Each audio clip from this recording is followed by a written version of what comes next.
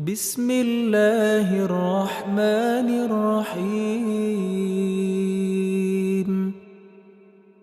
Makanya Aisyah radhiyallahu anha pernah ditanya, di zaman Utsman bin Affan menjadi khalifah, mulai ada gosip-gosip, berita-berita menyalahkan Abu Bakar sama Umar, ya, radhiyallahu anhum ajma'in.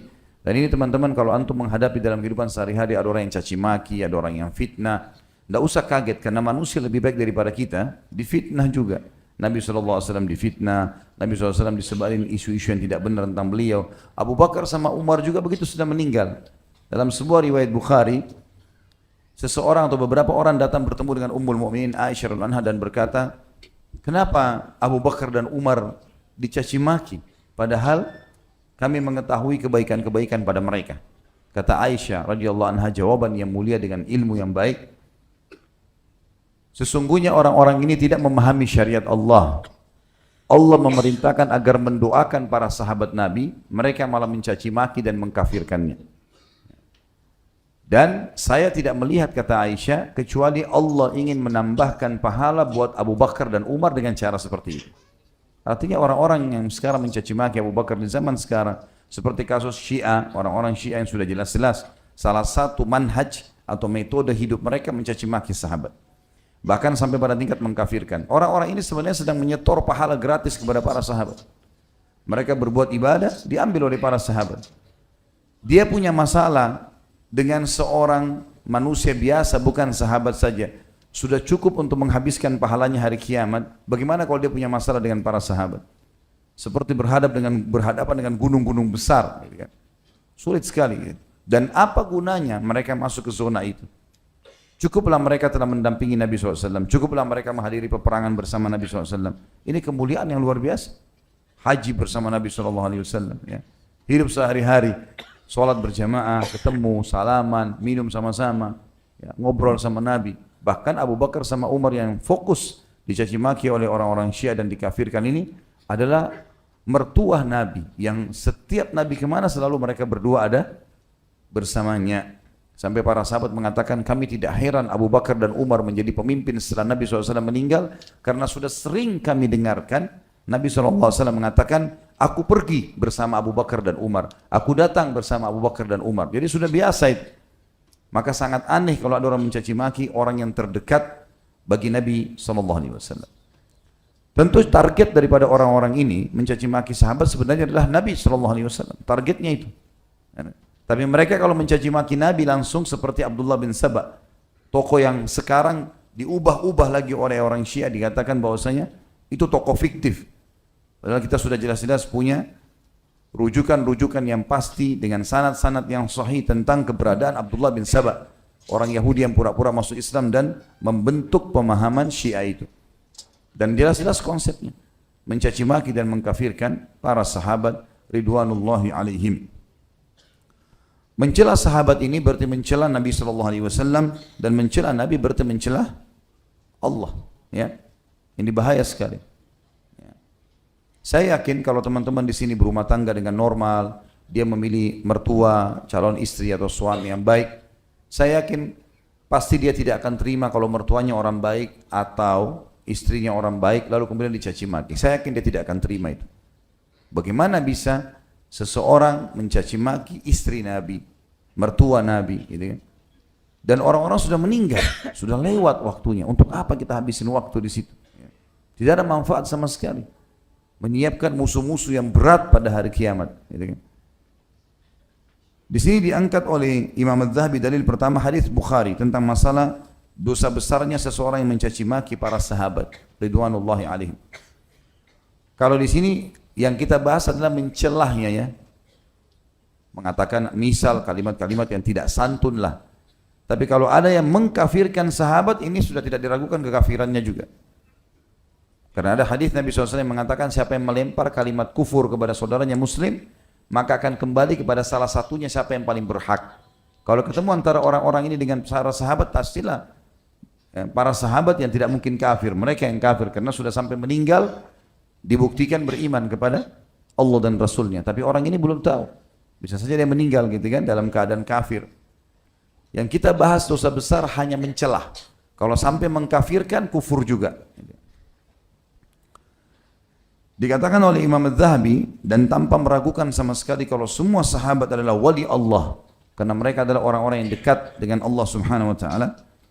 Diangkatlah hadis Bukhari, hadis qudsi, kata Nabi SAW, Inna Allah Azza wa Jal qal, sesungguhnya Allah yang maha tinggi dan maha mulia telah berkata, Man ada li waliyan faqad adzantuhu bil harb. Siapa yang memusuhi para waliku, maka pasti aku akan mengumumkan perang terhadapnya. Kita tahu para sahabat tentu wali-wali Allah karena mereka sangat dekat dengan Nabi SAW. Kesalahan mereka pun kalau terjadi di zaman itu diluruskan langsung oleh Al-Quran. Kita tahu dalam ayat misalnya surah At-Talaq atau surah Al-Mujadilah, ada sahabat yang ribut dalam rumah tangga. Lalu ayat Al-Quran datang meluruskan mereka.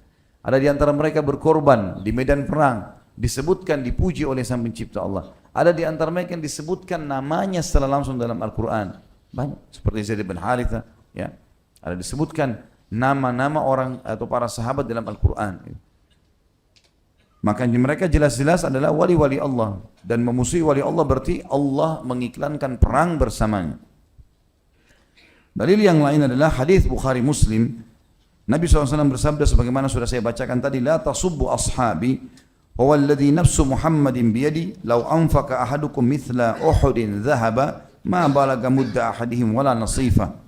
Janganlah kalian mencelah sahabat-sahabatku, karena demi zat yang jiwaku berada di tangannya, seandainya salah seorang dari kalian menginfakkan emas sebesar gunung Uhud, niscaya tidak akan menyamai satu mud atau separuh dari infak mereka.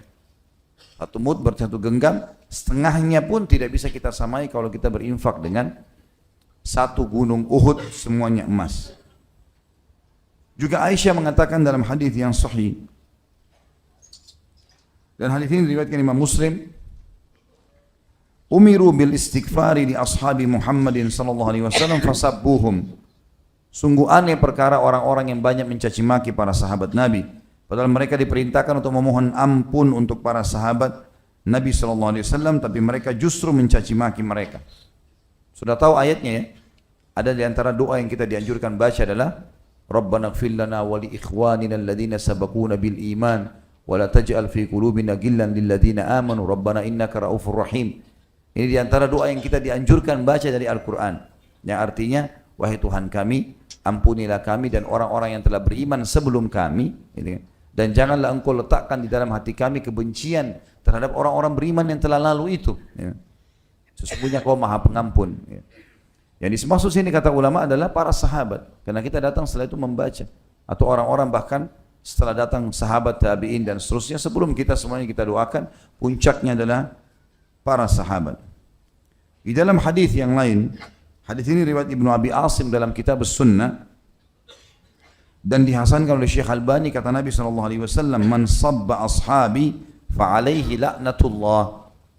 Barang siapa yang mencela sahabatku, maka dipastikan laknat Allah akan menimpahnya. Yang dimaksud sini laknat adalah diangkat berkah hidupnya. Diangkat berkah hidupnya. Ali radhiyallahu anhu berkata di dalam sebuah hadis, dan hadis ini diriwayatkan Imam Muslim dalam Kitabul Iman, walladzi falaqal habbata wa bara'an nasama innahu la ahdun nabiyyil ummi ilayya la yuhibbuni illa mu'minun wa la yubghiduni illa munafiq. Demi zat yang membelah benih dan menciptakan nyawa, sesungguhnya janji Nabi yang ummi, maksudnya Nabi Muhammad SAW, cirinya ummi, tidak bisa baca dan nulis, kepadaku adalah tidak ada yang mencintaiku melainkan seorang mukmin dan tidaklah membenciku melainkan seorang munafik. Orang-orang Syiah mengatasnamakan mencintai Ali, mengatasnamakan. Tapi mereka sebenarnya tidak mencintai. Yang mencintai adalah ahli sunnah. Terbukti tidak pernah ada satu ahli sunnah pun yang mencaci maki Ali radhiyallahu anhu. Kita semua mengatakan radhiyallahu anhu, kita akui khulafaur rasyidin yang keempat, kita akui sebagai anak mantu Nabi SAW, kita akui sebagai sepupu Nabi SAW, dan kisah-kisahnya dinukil, fadilah-fadilahnya disebutkan. Ya. Tidak ada sama sekali yang kita celah. Istrinya Fatimah radhiyallahu anha kita puji, dimuliakan, anak Nabi SAW, anaknya Hasan dan Husain radhiyallahu anhum ajma'in, kita puji Hasan dan Husain, kita mengatakan radhiyallahu anhum ajma'in. Dan kita akui hadis-hadis Nabi SAW tidak terkecuali memuji kedua cucu beliau yang mulia ini, gitu kan? Tapi orang-orang Syiah tidak. Sampai sekarang pun mereka ada yang menghina Hasan. Mereka anggap Husain saja yang bisa diakui.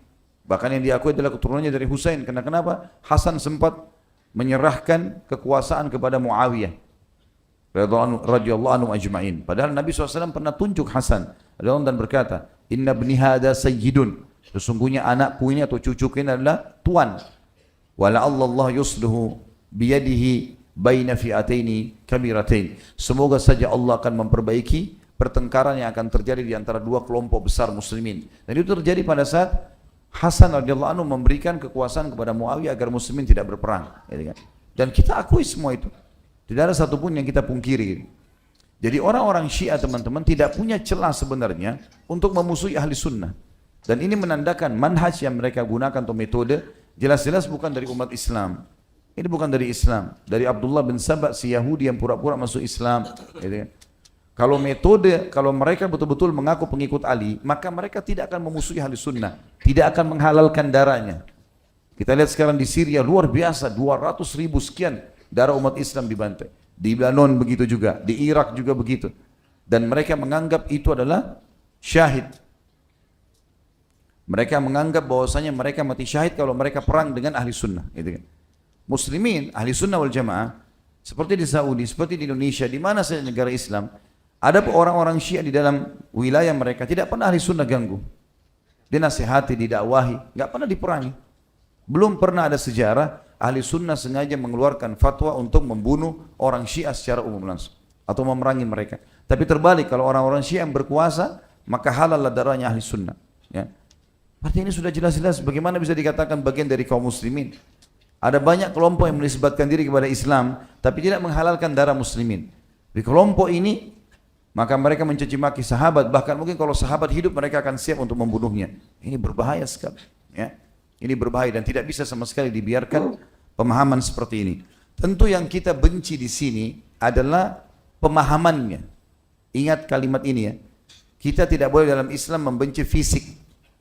Kalau ada orang pernah menjadi kelompok Syiah, caci maki para sahabat, bahkan ada orang kafir pernah memerangi kaum muslimin, kalau dia sudah meninggalkan perilakunya dan bertaubat, hukumnya hukum sekarang.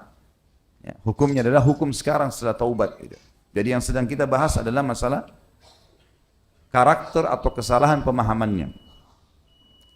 Dikatakan apabila ini yang disabdakan Nabi SAW dalam rangka menyebutkan hakikat atau keutamaan Ali, maka tentu Abu Bakar As-Siddiq lebih utama dan lebih patut, karena beliau adalah manusia yang paling utama setelah Nabi SAW. Dan keyakinan Umar dan Ali radhiyallahu anhum ajma'in adalah bahwa barang siapa yang lebih mengutamakan seseorang di atas Abu Bakar, maka dia dicambuk seperti yang membuat-buat kebohongan. Jadi di zaman Umar bin Khattab, kalau ditemukan ada orang yang mencaci maki atau menganggap bahwasanya ada sahabat lebih baik daripada Abu Bakar, dicambuk. Di zaman Ali pun begitu. Sampai Abdullah bin Sabah pun dihukum oleh Ali bin Abi Thalib karena dia mengatakan bahwasanya Abu Bakar sama Umar dan Uthman merebut khilafahnya Ali. Ali sendiri radhiyallahu anhu, kita punya sanad-sanad sahihnya. Ahli sunnah memiliki sanad itu bahwasanya Ali bin Abi Thalib menghukum Abdullah bin Sabah yang dasarnya mendahulukan atau menyebut-nyebut dengan fitnah kalau Abu Bakar, Umar, Uthman merebut khilafahnya Ali. Ali sendiri gak terima. Gimana sekarang orang ini mau mengembangkan gitu?